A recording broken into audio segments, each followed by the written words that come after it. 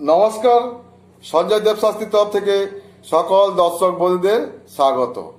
নারীদের হাতের তালুতে তিল ও তার ফলাফল। নারীর হাতের তালুর তিল এবং তার ফলাফল।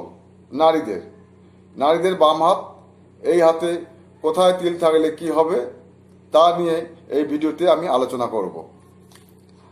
বৃহস্পতির ক্ষেত্রে তিল থাকলে, মানে বৃহস্পতি স্থান এটা, বৃহস্পতিতে তিল থাকলে কি হবে না, ধর্মে কর্মে বাধাপ্রাপ্ত হবে। যদি শনির ক্ষেত্রে তিল থাকে, এটা শনি স্থান, যদি শনির ক্ষেত্রে তিল থাকে তো কি হবে, বহু রকমের রোগ ব্যাধি ও গুরুজনদের সাথে মনোমালিন্য ঘটায়। রবির ক্ষেত্রে যদি তিল থাকে, রবির ক্ষেত্র এটা, যদি রবির ক্ষেত্রে তিল থাকে নারীদের তো কি হবে, নানা প্রকার দুর্নাম, অপযশ ও সম্মানহানি হবে। বুধের ক্ষেত্রে যদি তিল থাকে নারীদের, এই বুধের ক্ষেত্র, এর যদি তিল থাকে তবে বিদ্যা বুদ্ধি হানিকারক পুত্র শোক ঘটায়।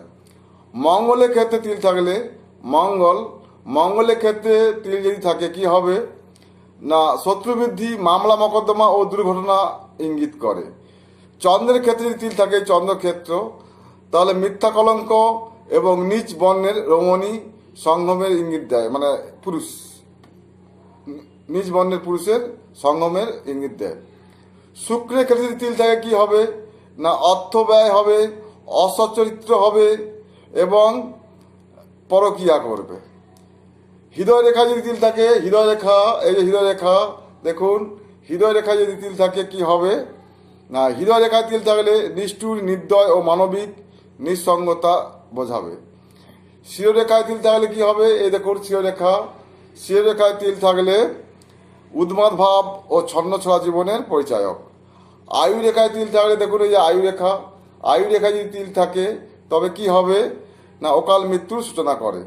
তা কেবলমাত্র মহিলাদের নিয়ে আলোচনা করলাম, মহিলাদের হাতের তালুর তিল এবং তার ফলাফল এই নিয়ে আলোচনা করলাম। সবাই ভালো থাকবেন, সুস্থ থাকবেন। নমস্কার।